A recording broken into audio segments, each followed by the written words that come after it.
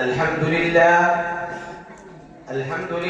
رب العالمين، والصلاة والسلام على سيد الأنبياء والمرسلين وعلى آله وأصحابه أجمعين.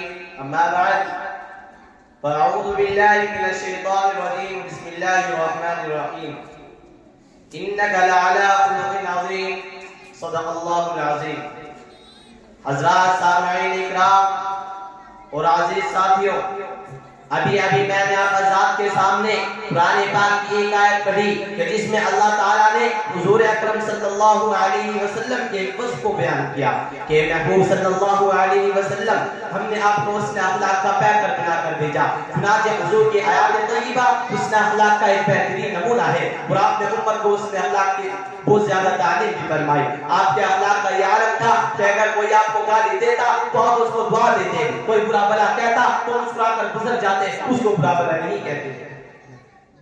ایک مرتبہ آپ طائف تشریف لے گئے، وہاں کے لوگوں کو ایک اللہ کی عبادت کی دعوت دی تو آپ کا پیغام سن کر وہاں کے سردار بگڑ گئے اور وہ بے رخی اور خوشروئی سے پیش آئے. جب آپ واپس ہونے لگے تو شریف اور بدبخت بچوں کو پیچھے لگا دیا. انہوں نے اس قدر پتھر آپ پر پھینکے کہ آپ کے جسم پر سے خون جاری ہو گیا، جوتے مبارک ان سے تر ہو گئے. آپ نڈال ہو کر ایک بات میں بیٹھ گئے. رحمت خدا جوش میں آئی اور ایک فرشتہ آپ کی حضرت میں حاضر ہو کر کہنے لگا کہ اگر آپ اجازت دے تو دونوں جانب کے پہاڑوں کو آپس میں ملا دے، پورے سرپرستی والے اسی میں پس جائے. مگر قربان جاؤ اپنے آقا کے اعلیٰ اخلاق پر. کیا آپ نے فرمایا نہیں یہ مجھے پہچانتے نہیں، ورنہ ایسا نہ کرتے. اگر یہ آج ایمان نہیں لائے تو خدا کی ذات سے امید ہے ان کی نسل ایمان لائے گی. چنانچہ ایسا ہی ہوا. بعد میں اس قبیلے کا ایک نوجوان محمد بن قاسم اسلام کی دعوت لے کر ہندوستان آیا اور اسی کی بدولت ہم مسلمان ہیں. الہی رحم کر کہ سارے طائف کے مکینوں پر، الہی رحم کر کہ سارے طائف کے مکینوں پر، الہی پھول برسا پتھروں والی زمینوں پر.